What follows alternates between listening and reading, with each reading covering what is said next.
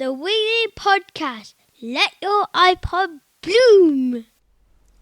Welcome to podcast 74. I'm a little bit husky today, but I'm Heather from Wiggly Wigglers, and I'm sat today on the Wiggly sofa with Richard from Wiggly Wigglers. And no Farmer Phil. No, Phil's not with us. Why isn't Phil with us today? Farmer Phil has gone to the BASP AGM. Right. BASP, British Association of Seed Producers, AGM at Stoneleigh. So he's off there. Stimulating stuff. Or not, as the case may be. Yeah. Which seed shall I plant? Will you ask him what he's done today when he gets home? Definitely. Excellent. So you've been a poorly girl, haven't you? I have been a bit poorly.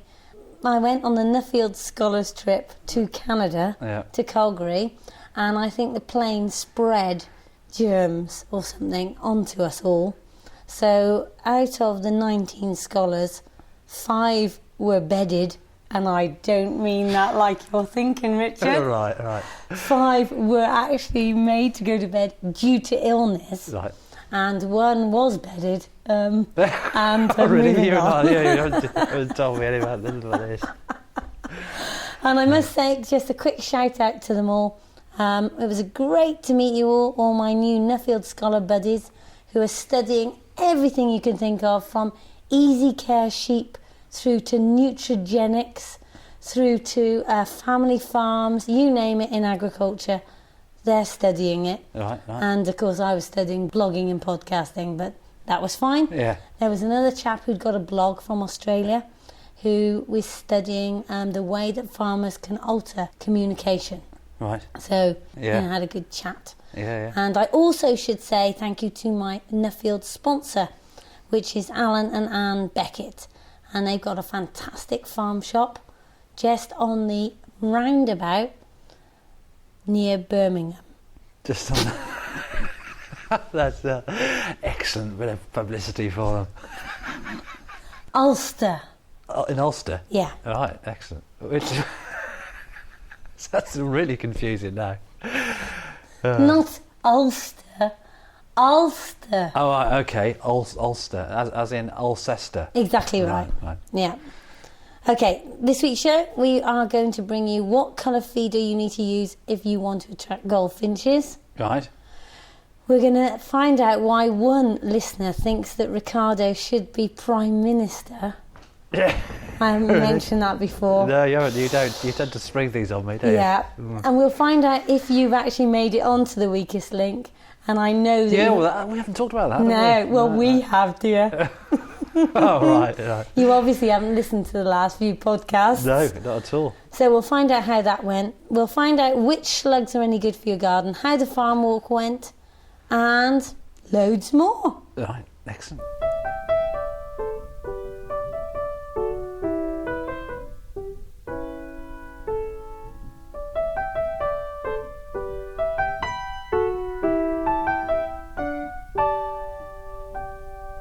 We got a little bit of feedback on last week's podcast about organic versus non-organic, the argument with Robin Page. Right, yeah. And it's from Nigel. And he says, "Hi Heather, thanks for the great podcasts. I never miss one. I just listened to number 73 this morning on the way to work. Very interesting discussion on organic, non-organic, which goes beyond the usual clear-cut chemicals are bad argument. I've got a comment to make. Robin remarked that he's never seen anyone at the doctor's surgery asking for organic medicines, and he used this as an argument for specific use of chemicals in farming. It could be the reason why he's never seen these people at the doctor's surgery is that they've gone to their alternative therapist. Much more organic. Excellent, thanks. Look forward to the next one. Nigel." Oh, that's good feedback, yeah. He's got a point as well, hasn't he? Did you use any alternative therapy on your injuries? No, in actual fact. I did take some EM. I was taking EMX, having a swig from the EMX bottle occasionally. Comfrey's supposed to be very good. We had some, Frankie Devereaux emailed me and said, take some comfrey, it's supposed to be a good bone healer. But I didn't take it because actually, I know we've remarked about this before, it tastes utterly disgusting and it, But if I was older, then I'd have gone out searching for that comfrey. But because I have youth on my side, I kind of assumed that things would heal relatively quickly anyway. Obviously, dementia is set in. I tell you what, on the EM front, I took EMX, as you know, since Christmas. Yeah. And no problems at all. Right. And just before I went to Canada, I ran out. Right. And since I've been in Canada, I've got this bug. Bingo. So I asked Sam to order me another bottle. And I can't work out if it's psychological or whether it's true. I wonder, but I've got some more now, so we'll see. Yeah. Okay, and here we go with a bit more feedback, and it's from one of our favourite possible listeners because he actually started the cat row. Oh, Simon. But this is not about cats. He says, on a completely separate note to cats, which I'm not reading out, my 2 children have a gardening club after school, and I was horrified to hear that they had spent a whole session brushing up and collecting leaves, only to throw them in a skip. My wife asked why they weren't being composted, and she was told it was because of health and safety. I've had a quick trawl on Google. I can't see any reason why it shouldn't be composted if it's overseen by an adult. Do you have any information on this? That school in question out there, bonkers, aren't they? They are. Don't mince your words, right? No, it's funny because interestingly, I've just been working at the local school, Kingston School, over the last couple of weeks. And the kiddies come out with their paper towels and their apple cores, so a nice mix of nitrogen and carbon every single day. They traipse out, a couple of kiddies obviously have a rota, and they empty that into their compost bin. Absolutely superb. So those guys, of course, are going to have great compost for their veggie patch as well. So no, lots of schools are taking up and using compost, and and leaves mixed with grass make some of the best compost that you can possibly get. So good stuff. So I don't know why that school's doing that, really. I think that probably they're getting muddled up. I think they're delusional. Okay. Anyway, he says he's got another rant coming on. Right. Oh, Simon. Bring it on. Bring it on. I used Simon as an example the other day in one of my talks because Simon recently let me know that some of his solitary bees were hatching from his solitary bee tube. So I replied because I saw a worker bumblebee this year on the 16th of February, a worker bumblebee, which must mean that the queen had started her colony in January. Amazingly early. Anyway, that's besides the point. But Simon had said that previously, when he's tried to slow the development of the larvae inside his solitary bee nester, he's put them in the fridge to slow them down if he's thought we're having a really mild weather. I mean, I wouldn't recommend doing that, but I'm kind of assuming that he knows what he's doing, and it seems that it's worked quite well in the past. But the difficulty, of course, with those little bees hatching now is that there might not be enough forage about for them. But doesn't it mean because it is warmer that there is more forage? I saw a whole programme about the fact that hedgehogs were likely to starve. But it seems to me that everything seems to be waking up. So isn't it just if we have a frost that causes the problem? That does cause a problem, and of course we do have frost, and if we did have a big dump of snow and it really sort of chilled down for a week, then that would be sufficient to bump off all those creatures that are out and about, that have come out of their hibernation and they're looking for food, and especially vulnerable creatures like little solitary bees, for instance. I mean, bumblebees aren't so bad because they can generate their own body heat to a certain extent, so if they come out in the middle of winter, I mean, I've seen bumblebees flying about in the snow, so if they do come out, there's every chance they can go back to hibernating again. But solitary bees, of course, don't have the luxury of being able to do that. So if they can't find sufficient food and a relatively warm place to spend the night, then they often die. So you don't But want isn't much it to just part of life in the sense that in the summer there'll probably be more insects, so then the birds will get a really good feast, and isn't it just let it go? Yeah, I mean, it can be. It's just that we're all aware that climate is being affected by human behaviour. Then the problem is there is that balance, and the fact that honeybee populations are being affected by varroa mites and bumblebee populations are again affected by human behaviour, agriculture, the way gardeners don't think about providing habitat in their garden for bumblebees. And as a consequence, all these really essential pollinators are suffering. And as you know, 2 out of every 3 mouthfuls of food that we eat are insect pollinated. And if we don't have these creatures around us, then we are scuppered. So practically in our garden, what could we do now? I think that lots of people now are probably coming out into the garden for the first time since November, you know, and seeing what's going on. In actual fact, there's probably not a great deal that needs doing now in the garden. In most instances, it's just a question of watching the bulbs come through. You know, looking at the crocuses and the daffs and the snowdrops. Most of the snowdrops are pretty much gone over now, but there are other things that are coming through. Flowers like rosemary, for instance, that have bloomed right through the year are looking really, really good now, and that's a fantastic plant to have. Because of course, not only does it provide pollen and nectar for inverts through the winter, really, but also it's a fantastic plant to eat. So again, it's kind of a multifaceted plant, which again I know we've talked about before. But generally, it's a question of just getting out there now and looking and finding the frogs that are spawning in the pond. But again, going back to Kingston School, I took out something like 4 of those. You know those blue planters that we've got out, those big poly boxes. Yeah. 4 of those full of frog spawn, chock-a-block full of frog spawn. In fact, I've never seen so many frogs in one place. And Michael, interestingly, this morning said this year he'd seen his frogs spawning some 2 weeks before that he saw them spawning last year. But last winter, it was almost a proper winter, wasn't it? Kind of cold and long. This winter, you know, it's been nondescript. We've had a couple of brief periods of cold weather, but otherwise it's just wet and warm. And 8 inches of snow, babe. Oh yeah, but that was just here and gone, wasn't it? You know, a couple of days gone. It was pretty cool while it lasted, but didn't last for long. And also, what about eating honey? That'll encourage honeybees. Yeah, absolutely, yeah. Well, Nice, it'll tasty. give people the reason to grow bees and keep bees. And now you've got all this rosemary. Great thing to go with it. Spring lamb. Oh yeah, for sure. The right way around, Rich. Oh yeah, absolutely. Doesn't matter. Yeah. Okay, here we go. We've got more feedback before we get on to slags.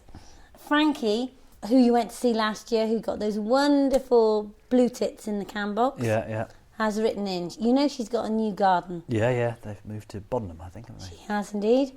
She says, your yellow finch feeder works a treat. I've only had it for a week and I've already had 4 goldfinches using it. And the bird box cam has got a great tit investigating and we're hoping to watch it nest soon. Thank you, Wiggly Wigglers, Frankie and Nick. So is it that yellow that does it? I've got no idea. It's got to be, isn't it? Sounds possible, doesn't it? I mean, you know, if you're a finch and you're looking for the telltale signs of your feeding colleague, with the telltale sign of a goldfinch are those wispy yellow flecks. So yeah, could well be. There we are. Got a review on iTunes, and obviously this is a corker. 5-star Wiggly Wonders, and this is by Longing for Green Space. I just love this podcast. I always download it a week behind so that I can listen to it on a Monday morning on the way to the office. And here's the good bit. Oh, and Richard should run for government. We would have the most environmentally friendly country in the world with no cats. Great work, guys. You just can't leave it, can you? They just can't leave it. Excellent. Good stuff. I thought you'd Yeah, like that. thanks for that.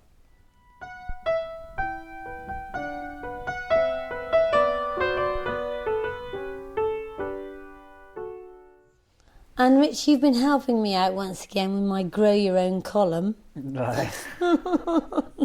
Unless they ask me about worms, I'm a bit scuppered. Right. So here's the question that came in this month. Although slugs can be pests in the garden, I've heard there are actually beneficial slugs. Is this true? And if so, what do they do and how do I recognise them? And that's from our cook. Well, it's interesting. Every time I do a talk, the favourite question that you're ever going to get, and I know the panellists on Garden Question Time, everybody always wants to ask, how do we get rid of slugs? How do we control slugs? And they're our worst nightmare. But the reality is that I think there are about 30 different species. Well, there are 30 different species of slugs. There are only 4 of those species that affect us in the garden. And there's the garden slug, the field slug, the keel slug, and the black slug. Do you remember we found that great crested newt under that water last year? And there were some lovely big grey with orange dots. I do. Slugs, and those tiny white, really white eggs next to those slugs. Well, those are black slugs because they do take, slightly different forms. Wait a minute, a grey and orange speckled slug is a black slug. That was a black slug. But they take slightly different forms. But those are the only guys that are going to affect us in the garden. And of course, the unfortunate thing is that they like the food that we like. Why, where are the others then? Well, they're milling around, but they've got their own niche, so they're only eating certain types of plants and vegetation that don't concern us, really. So, in many respects, to kill slugs, but certainly using slug pellets, things like that, it is indiscriminate. And I would always say never use slug pellets anyway. I mean, if you're going to use something to kill slugs off with, then use nematodes, because they are species specific to the extent where they're going to kill slugs. And beer traps are absolutely fabulous. One of the reasons I can't use beer traps is that you're an alcoholic. We've got glowworms at home, haven't we? You've seen a glowworm. Yeah. And the unfortunate thing is, I'm always thinking that if a glowworm sort of ambled its way up to a big brown garden snail or something like that, or a big black slug, latched itself on, because they've got little hooks in their head, really, latched themselves on and started supping up the juice of the snail, and the snail would carry on ambling through. But if the snail was just ambling along and ended up, I might go into that beer trap, then the poor old glowworm would go with it. Because sometimes snails can survive beer. And of course, they're such fantastic little creatures. I wouldn't want to compromise populations of glowworms inadvertently. So I can't use beer traps, but nematodes I've used, and they work fabulously well. But it's worth thinking that, slugs are there for a reason. They're essential decomposers in their own right. In a compost heap, they're going to help break down the waste. In the garden, they're going to eat your dog manure. If you go out in the morning, I bet you see all sorts of slugs crawling around on toast poo. And jam now too. Yeah, jam as well now. So yeah, they're fairly essential. But unfortunately, we in Britain, we've got the perfect climate for slugs. It's mild and it's wet, and as a consequence, because they breed so prolifically, we tend to be inundated. Another funny thing I should mention is that people always say about slug pellets, and I always say no, never use slug pellets. I mean, perhaps there are instances where you could use them, but I would not in the find garden. Imaginative ways of controlling slugs. Never use them. There's always a chance of primary poisoning of pets, and there's always a real chance of secondary poisoning, even though people say, oh no, our product, there's no chance of secondary poisoning. I mean, ground beetles, for instance, they often prefer to eat slugs that have been poisoned with slug pellets, and they're one of the most essential allies in the garden. And funny enough, I did a talk the other day, and a guy came up to me and said, "Why do you say not to use slug pellets?" We had the speaker came in, and they said, slug pellets are absolutely fine to use. I said, "Oh right, what were they talking about? What was the speaker talking about?" So growing hostas. I said, "Oh, okay, yeah, right." Growing hostas, fine, grow hostas. In actual fact, what you do tend to find that you'll get a really robust hosta after a few years of being eaten by slugs and snails. But if you grow them in pots and then perhaps put a little copper strip around the pot, then that often deters slugs and snails from getting up there in the first place. What's the copper do? Well, it gives them little electric shocks. Alternatively, just grow plants that slugs don't like. What's the copper for? The copper gives them little electric shocks, little Get electric out shocks. of it, Absolutely Richard. true. Now, some people can't be right. Some people have mixed experiences of this, and some people swear by it and think it absolutely works a treat, and others, like Jenny, for instance, said she had little experience of it working.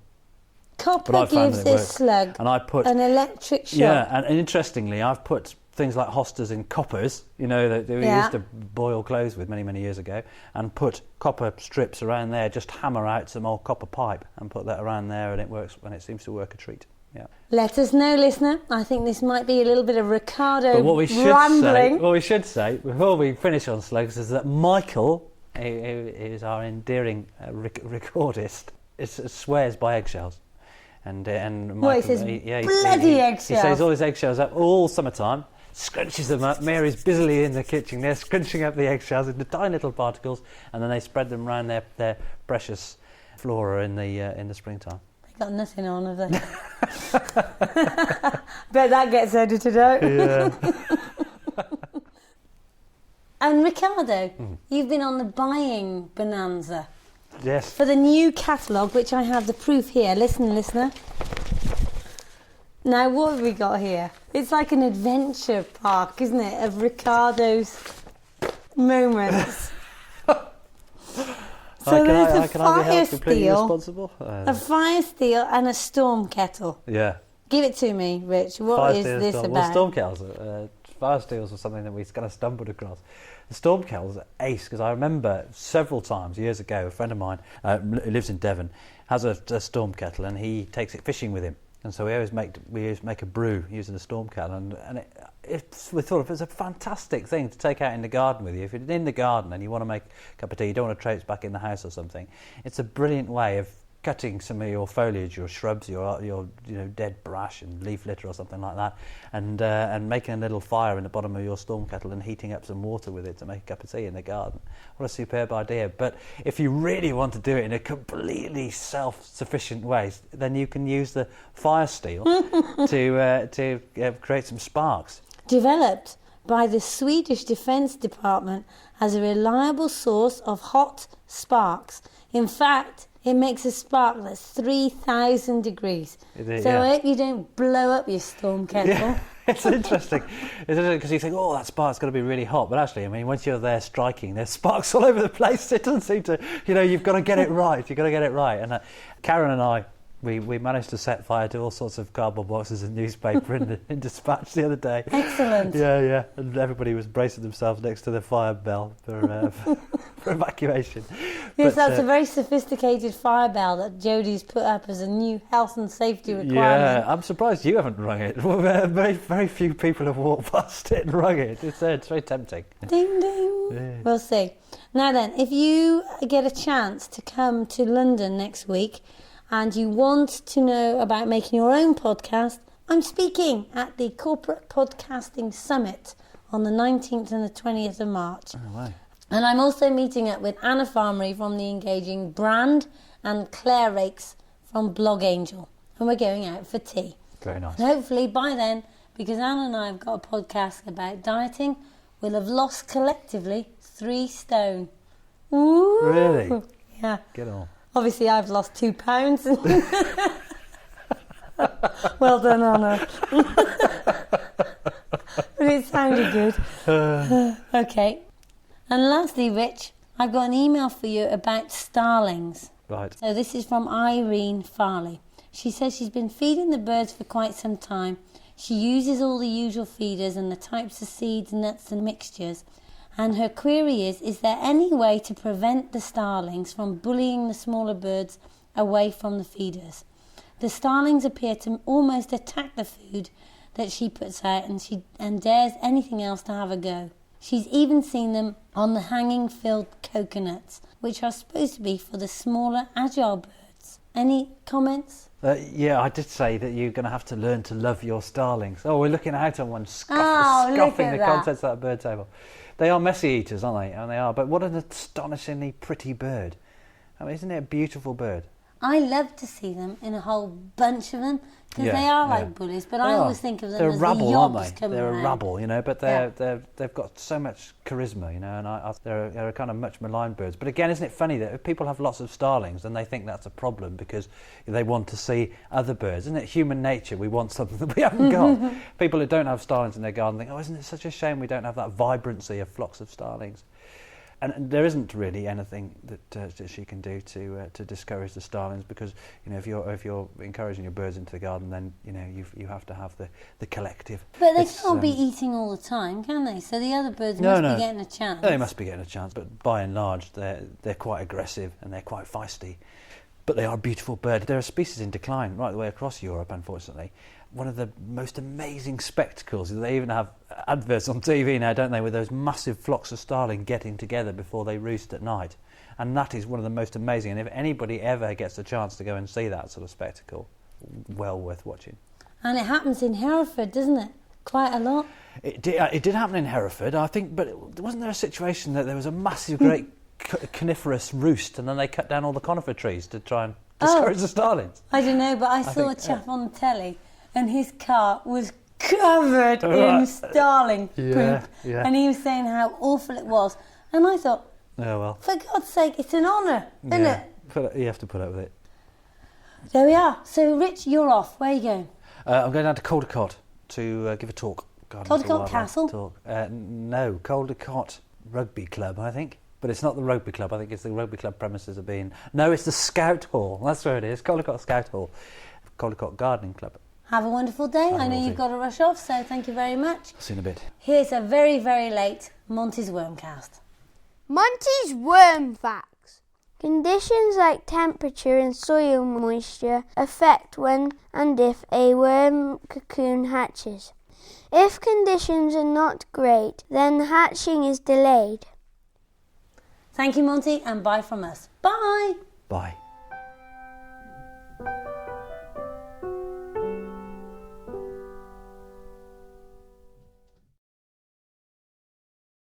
And I'm meeting up with a load of women in podcasting. Excellent. Anna Farmery from the Engaging Blank. Engaging bland.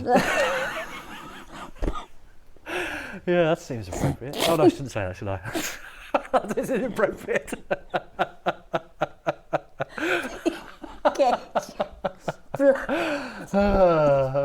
I've never met her, but I'm sure she knows me already.